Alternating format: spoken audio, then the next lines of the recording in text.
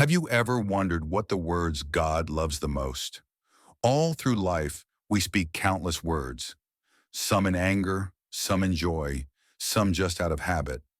But there are certain words that, when spoken from the heart, make the heavens tremble, the soul shine, and every locked door quietly open.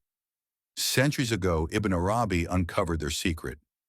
He said there are 5 phrases, 5 divine remembrances that God loves more than any others. They are not just words. They are living vibrations.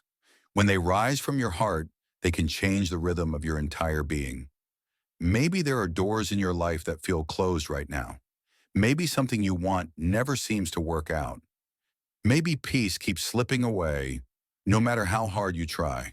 Ibn Arabi said, "These sacred words are the keys that unlock those doors." But remember this, zikr isn't about repeating words with your tongue. It's about surrendering to their meaning with your heart. It's not about recitation, it's about realization.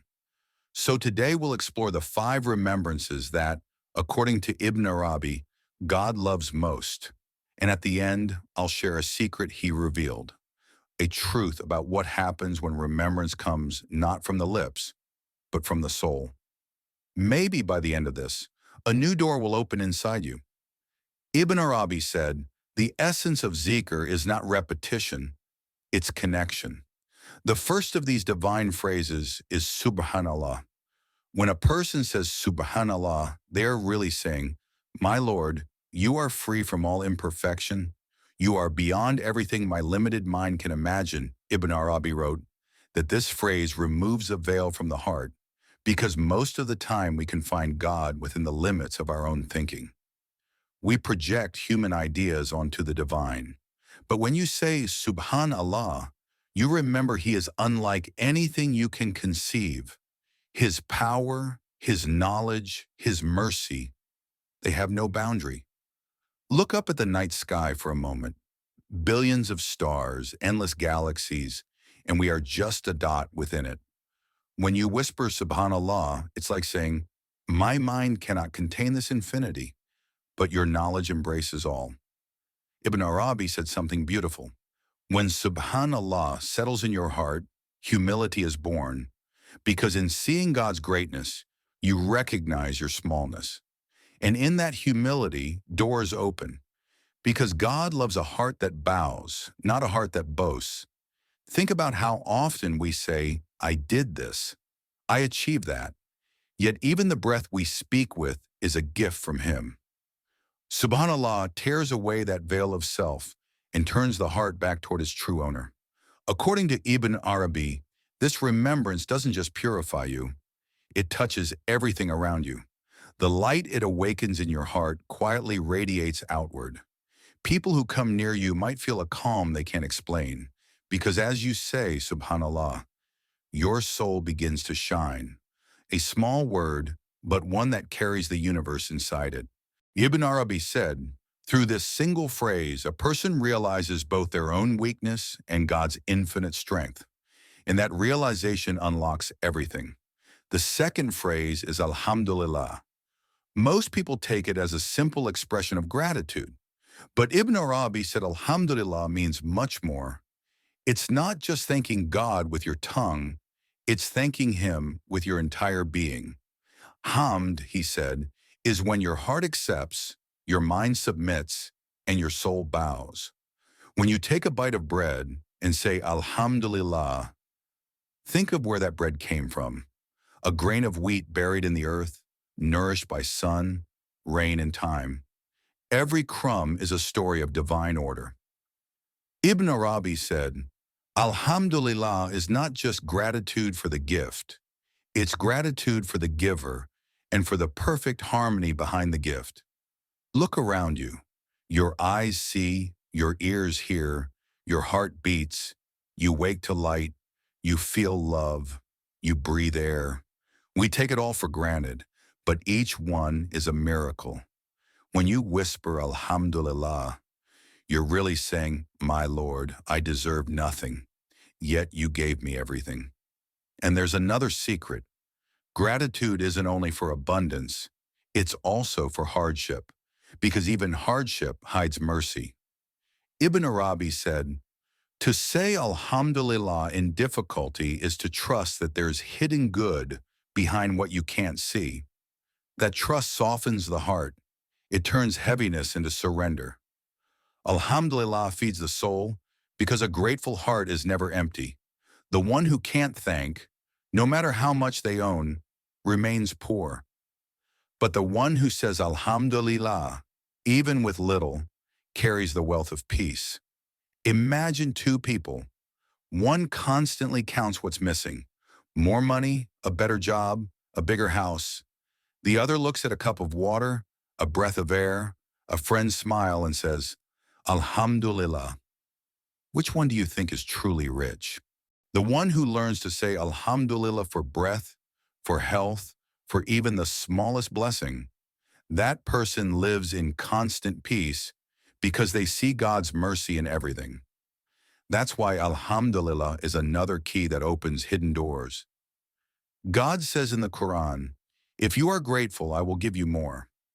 So gratitude not only protects the blessings you already have, it attracts new ones. Ibn Arabi said, "The one who praises God is the most trustworthy in his sight because he sees every state as coming from God and returns every state to him." Now comes the third remembrance, Allahu Akbar. We hear it every day, in the call to prayer, in our prayers themselves. But Arabi explained that its meaning goes far beyond God is the greatest.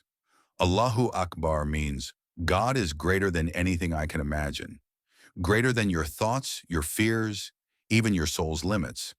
When life feels heavy, when your problems look like mountains, say Allahu Akbar. You're reminding your heart, my troubles may be great, but my Lord is greater. That single phrase gives strength because no obstacle, no sorrow, no failure can stand against the infinite power of God. Ibn Arabi said, when a servant says Allahu Akbar, he realizes not only the greatness of God, but his own smallness. That's why this remembrance humbles the heart. The ego softens because when you say, I did it, I can handle it, you fall into illusion. But when you say Allahu Akbar, you surrender, and suddenly the burdens start to lift. Imagine standing under a night sky filled with countless stars. They seem unreachable, endless, yet God holds them all in balance. Your mind can't even begin to grasp that immensity. And when you whisper Allahu Akbar in that moment, you're saying, I may not see or understand, but my Lord knows all things. There's another secret here. Whatever you value most in your heart, that's what grows. If it's wealth, wealth consumes you. If it's status, your life revolves around it. But when your tongue and heart repeat Allahu Akbar, only God becomes great in you. And then no money can control you. No position can define you. No opinion can shake you. Ibn Arabi said, Allahu Akbar is the freedom of the soul, because the more you cling to this world, the more chained you become. But when you say Allahu Akbar, the chains break. You remember everything fades, but God remains. And don't forget, Allahu Akbar isn't only for struggle, it's for joy too. When you succeed, when you're happy, when your heart is full, say Allahu Akbar. It reminds you that every blessing came from Him. So instead of saying, I did it, you say, He allowed it. That's what protects you from pride. In the end, Allahu Akbar gives both strength and humility. Strength because it fills your heart with courage. Humility because it reminds you how small you truly are before His majesty. As Ibn Arabi beautifully said, the heart that says Allahu Akbar holds no greatness except that of God. Now we reach the fourth remembrance, La ilaha illallah. These words are the essence of all truth. Every prophet was sent to teach it. Every scripture was revealed to explain it. But saying La ilaha illallah isn't about words. It's about living its reality. Ibn Arabi said, whoever says this phrase declares two things. Nothing deserves worship, and only God truly exists. That means this phrase doesn't just reject idols carved from stone. It shatters the hidden idols in our hearts, the idol of wealth, the idol of power, the idol of self. When you say La ilaha illallah, you're cleansing your heart from all of them. Think about it. Most people spend their lives chasing strength, fame, approval, and control. But all of these things fade. When you whisper La ilaha illallah, you're saying nothing lasts, only God. And that realization brings absolute freedom, because once you depend only on Him, nothing else owns you. Ibn Arabi pointed out something subtle. This phrase doesn't only affirm God's existence, it declares that there is no refuge but Him. No matter what happens, no matter who leaves you, you know where to turn. People may abandon you, friends may disappear, but La ilaha illallah reminds you that you were never alone. It also transforms the heart. Whatever fills your heart controls your life. If your heart is full of fear, fear controls you. If it's full of greed, greed enslaves you. But if it's full of La ilaha illallah, only God guides you. And that's where peace begins. Picture this. You're walking alone in the dark. The world is silent. Your heart is racing. Then you whisper, La ilaha illallah. It's like lighting a lantern inside your chest. Because these words don't just leave your lips, they enter your heart. And when they do, fear melts into trust. Arabi said something profound. La ilaha illallah dissolves the self itself. The I disappears and only He remains. That's when life truly changes. When you stop putting yourself at the center and place Him there instead. So remember, when you say La ilaha illallah, you're not just declaring faith, you're declaring freedom. When you say it sincerely, you're not just acknowledging God's existence. You're putting Him at the very center of your life, in your work, your home, your joy, your sorrow. You remember Him because once spoken sincerely, these words don't stay on the tongue. They become the compass of your life. This remembrance cleanses the heart, frees the soul, and gives direction to every step. Arabi said, "It is the doorway through which the servant connects most deeply with the divine." And now we arrive at the final remembrance. At first it sounds long, but its meaning fits in one simple, powerful truth. God is enough for me. Think about how much you carry every day. The pressure to provide, the fear of illness, the weight of people's expectations. It's as if you're walking with a heavy sack on your back. But when you say this zikr, you lay that burden down because you're declaring, my strength is limited, but my Lord's strength is infinite. Ibn Arabi said something profound about this.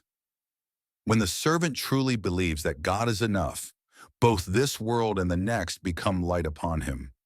This isn't a phrase of comfort, it's a way of living.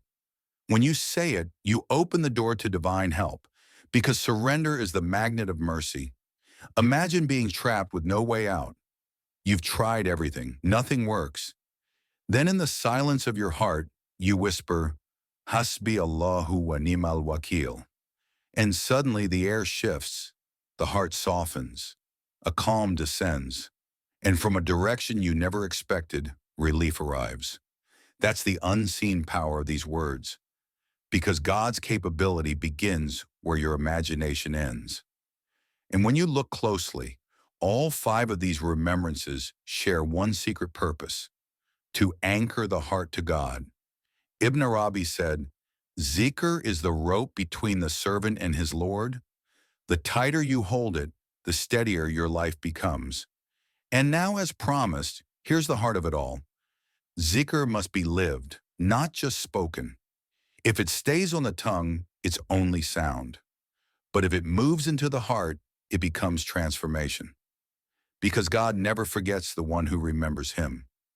Look at the wisdom in these 5 remembrances. Subhan Allah purifies the heart. Alhamdulillah teaches gratitude. Allahu Akbar shatters pride. La ilaha illallah frees the soul. Hasbi Allahu wa ni'mal wakil brings surrender and peace. Now close your eyes for a moment. Which of these phrases touched your heart the most? That's where your journey begins. Start there. And don't stop, because this path leads you closer and closer to the one you were always meant to find. And before you go, a final reminder. If these words stirred something within you, more videos are waiting on this channel. More wisdom from Ibn Arabi that will feed your spirit and deepen your peace. Choose one. Continue walking, because this path doesn't end with a single video. It's a lifelong journey, and with every remembrance, it grows more beautiful.